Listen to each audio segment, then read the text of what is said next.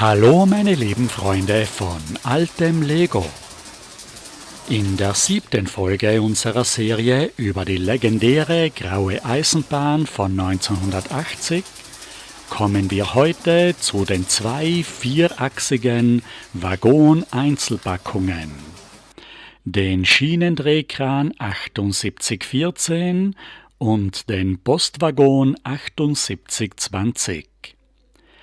Das waren im ersten Jahr 1980 die einzigen Sets mit den neuen Drehgestellen neben dem legendären Personenzug DEE 7740, den wir uns in der nächsten Woche ansehen werden. Es gab zwar schon im allerersten Eisenbahnjahr 1966 24 noppenlange, vierachsige Waggons mit Drehgestellen.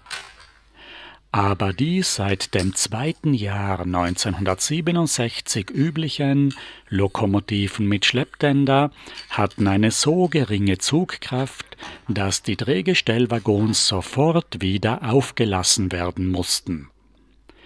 Erst mit der grauen Ära 1980 kamen wieder neue Drehgestellwaggons mit einer viel längeren 28 Noppen langen Grundplatte.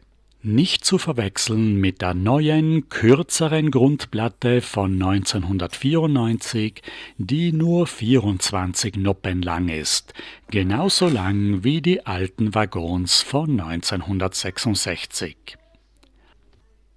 Die Waggongrundplatten sind relativ teuer. Sie kosten in einwandfreiem Zustand mindestens 6 €. Die normale Variante hat 10 Löcher an jedem Ende. Die ältere Variante mit 11 Löchern ist eher seltener und die neue Grundplatte von 1991 mit 3 Löchern ist viel billiger und macht auch ihren Dienst.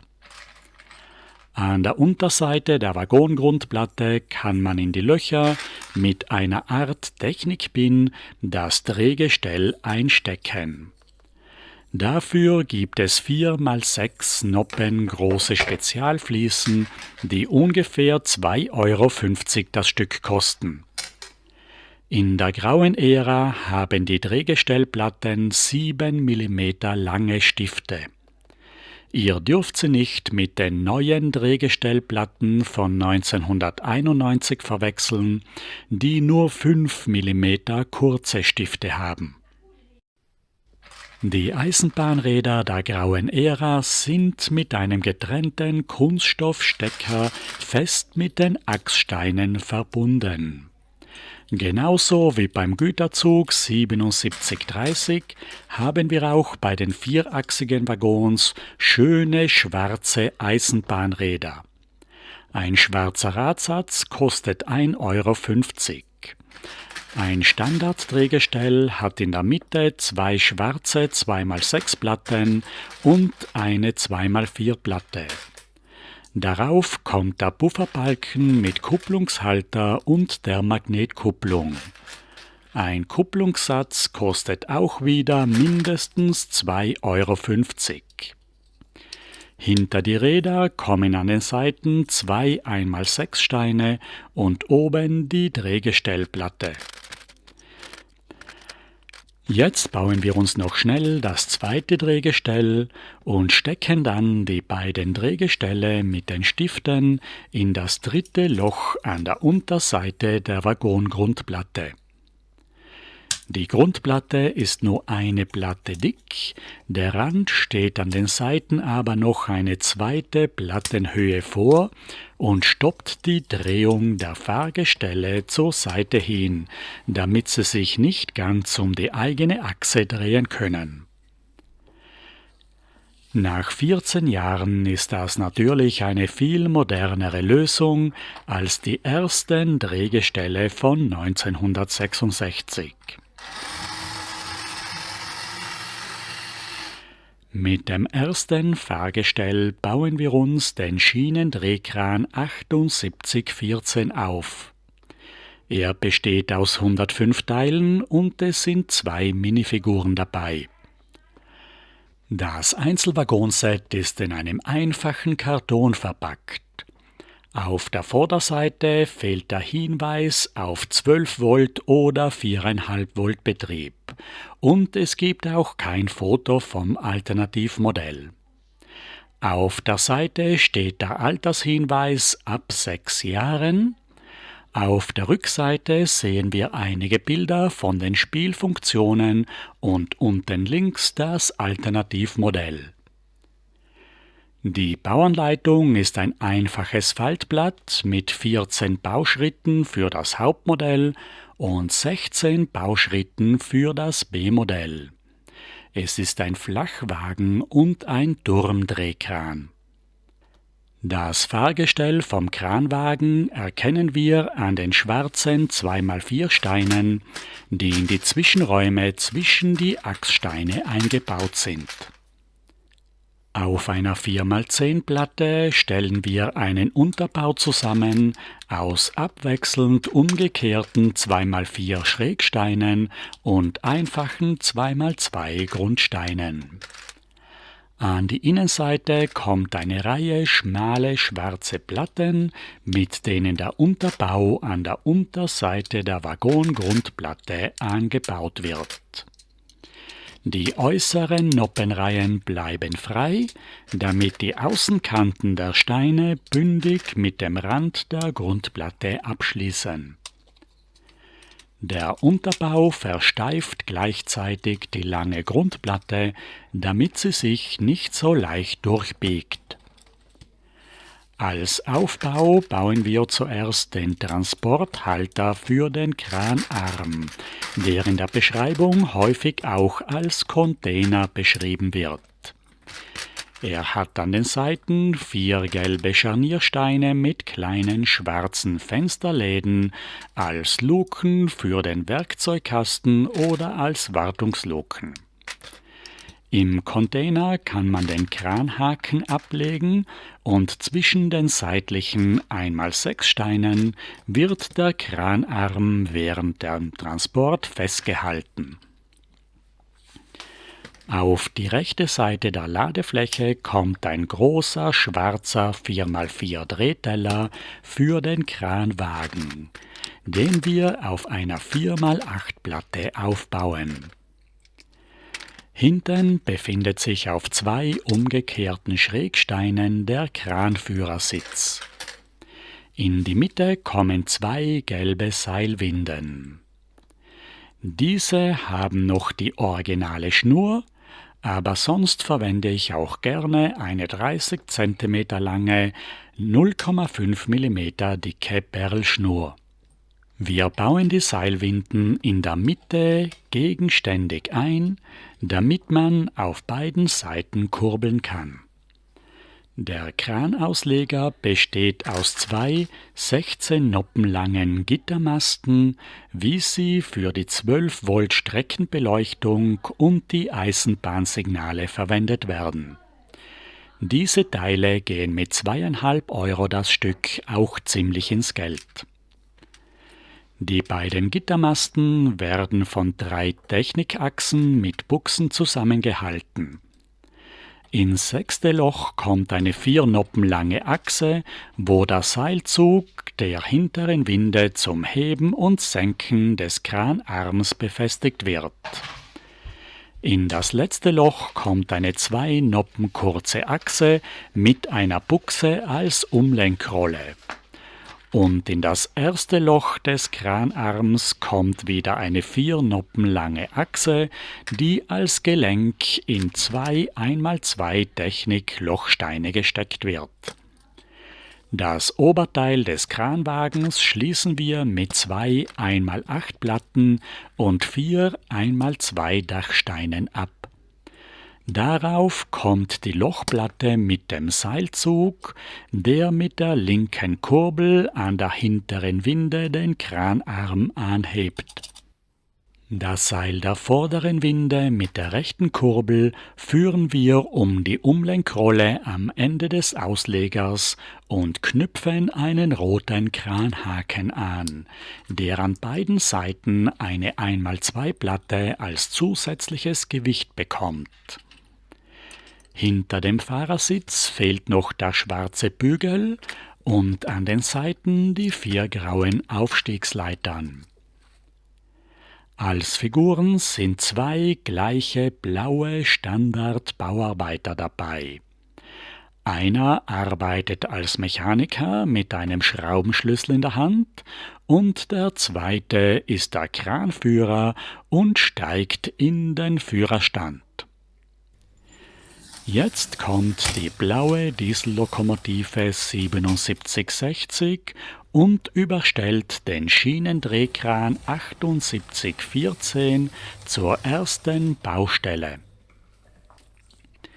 In den Lego-Katalogen wird der Kranwagen zum Verlegen der neuen grauen Eisenbahnschienen verwendet, die man mit den Öffnungen für die Schwellenclips in der Mitte sehr gut am Kranhaken aufhängen kann. Von dieser Gleisbaustelle müssen wir jetzt den Schienendrehkran schnell wieder abziehen. Auf der Bahnstrecke ist nämlich der Shell-Kesselwagen entgleist. Wir brauchen jetzt den Eisenbahndrehkran, um den entgleisten Kesselwagen wieder in die Schienen zu heben. Bei diesem Bergungseinsatz erweist sich der Ausleger, der so klein, schwach und empfindlich ausschaut, als sehr stabil und kann die schwere Last zuverlässig hochheben. Wir setzen den Kesselwagen wieder fest auf das Gleis, bringen den Kran in Transportstellung und schleppen den Kesselwagen gleich in den nächsten Bahnhof. Ein richtiger Schwerlastkran hat oft mehrere Achsen. Statt den zweiachsigen Drehgestellen können wir auch gut die dreiachsigen Drehgestelle einbauen. Dazu braucht man nur den Unterbau auf 4 Noppen verkürzen. Wir nehmen dann ganz einfach die originalen zweiachsigen Drehgestelle ab und stecken die neuen dreiachsigen Drehgestelle in ein passendes Loch. Es sind ja genügend Löcher vorhanden, mindestens 10 Stück. Mit den 6 Achsen schaut der Schwerlastkran gleich schon viel robuster aus. Jetzt kommen wir zu unserem zweiten 4-achsigen Einzelwaggonset. Den roten Postwaggon 7820 aus 204 Teilen mit 2 Minifiguren. Verpackt wieder in einer kleinen 27 x 13 cm großen Kartonschachtel mit normalen Laschen. Auf der Hinterseite sind die Spielfunktionen abgebildet und unten rechts als B-Modell ein Hochbordwagen mit einer Bremserkabine. Die Bauanleitung ist wieder ein einfaches, mehrfach gefaltetes Blatt mit allen Bauschritten für das A- und für das B-Modell. Die Drehgestelle sind gleich gebaut wie beim Schienendrehkran, nur dass der Zwischenraum zwischen den Achssteinen leer bleibt und nicht mit einem schwarzen Grundstein ausgefüllt ist. Auf die Drehgestelle kommt die große 6 x 28 Noppen große Waggongrundplatte. Die Seitenwände sind aus normalen roten Einmalsteinen aufgebaut. In die Mitte kommen 2 rote Garagentore auf roten Scharniersteinen.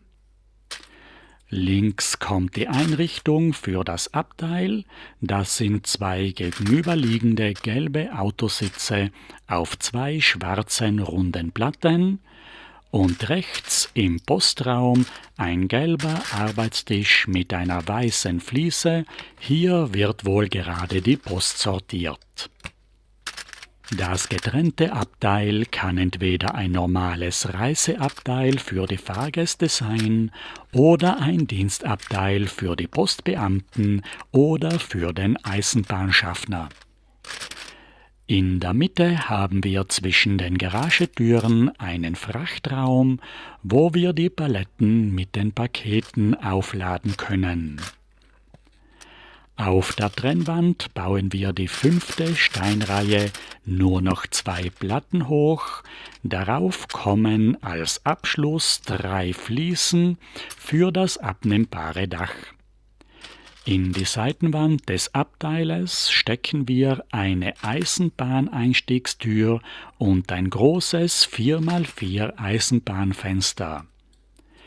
Im Postraum kommen 2 schmale 2x4 Eisenbahnfenster nebeneinander in die Wand und am Wagenende wieder eine Tür mit dem Scharnier genau auf dem Eck. Über der Laderaumtür kommt ein Querbalken aus einer 1x8 Platte. Die Einstiegstüren befestigen wir mit 1x6 Platten und dazwischen kommen 2 von den neuen langen 1x8 Eisenbahnfliesen für die abnehmbaren Dächer. An den Stirnseiten der Waggons kommen 2 Faltenbälge, unten eine schwarze 2x4 Platte, in der Mitte der 5 Steine hoch gebaute Balk und oben als Abschluss eine schmale 1x4 Platte neben dem Dach. Der Faltenbalk hat einen offenen Durchgang, diesen Waggon darf man also nicht ans Zugende hängen, damit die Figuren während der Fahrt nicht herausfallen. An der vorderen Seitenwand setzen wir jetzt auch noch die Säulen ein und den Querträger über der Laderaumtür.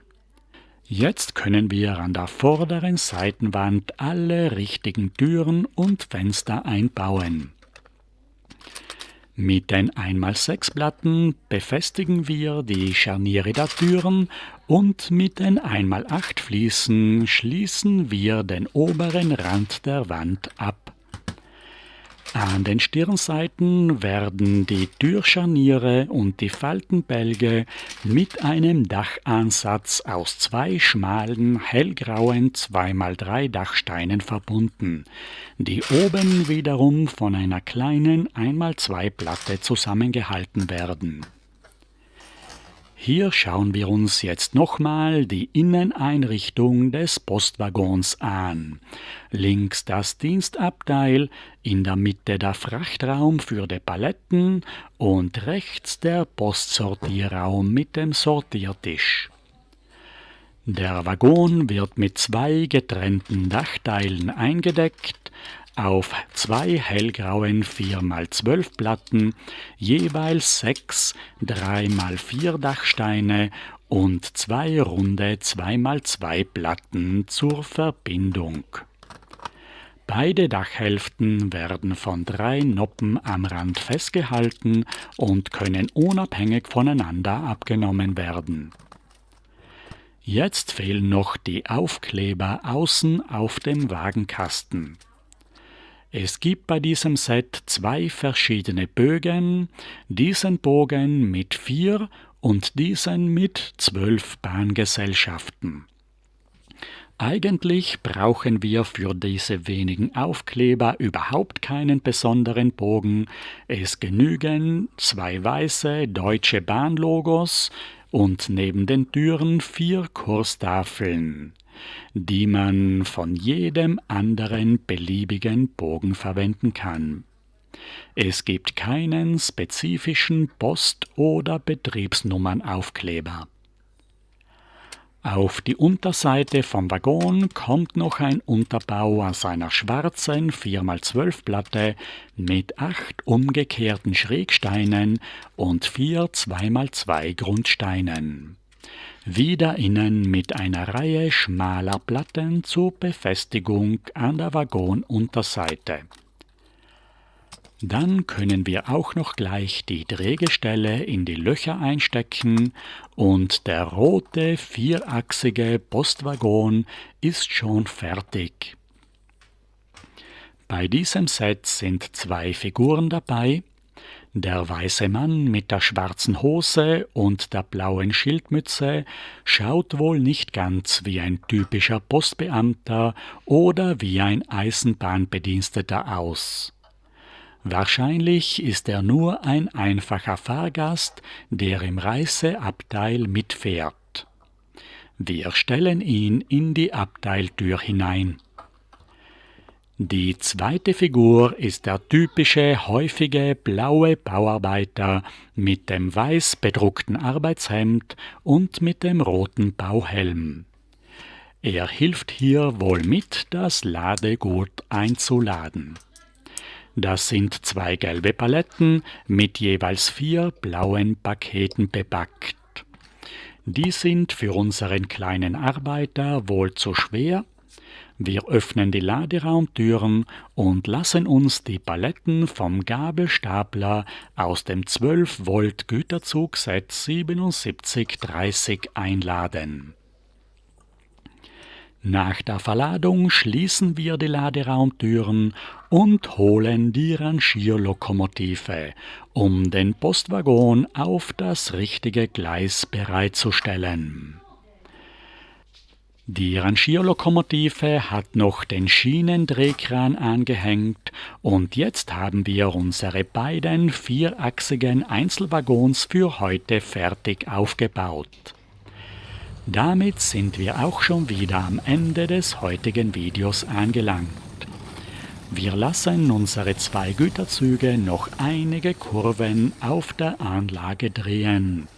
Die Einzelpackungen mit der legendären blauen Diesellok 7760, den beiden großen zweiachsigen Waggon-Einzelsets mit den schönen schwarzen Eisenbahnrädern auf den Drehgestellen, die wir heute zusammengebaut haben, den Kranwagen 7814 und den roten Postwaggon 7820.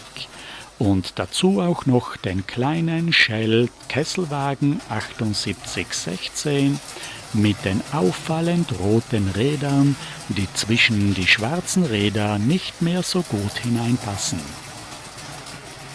Auf dem zweiten Gleis fährt das Güterzug Starter-Set 7730 seine Runden mit der Dampflokomotive mit dem seltenen roten Motor, dem Hochbordwagen, Kühlwagen und Silowagen. Jetzt fehlen uns nur noch 2 Züge aus dem ersten Jahr der legendären grauen 12-Volt-Eisenbahn von 1980. Nächsten Freitag gibt es den absoluten Höhepunkt mit dem größten 12-Volt-Starter-Set, dem Personenzug Trans-Europa Express 7740. Bis dahin bedanke ich mich bei euch allen, dass ihr heute zugesehen habt. Wünsche euch heute noch einen schönen Krampustag, morgen einen vollen Nikolaussack und dann ein wunderschönes verlängertes Feiertagswochenende. Auf Wiedersehen!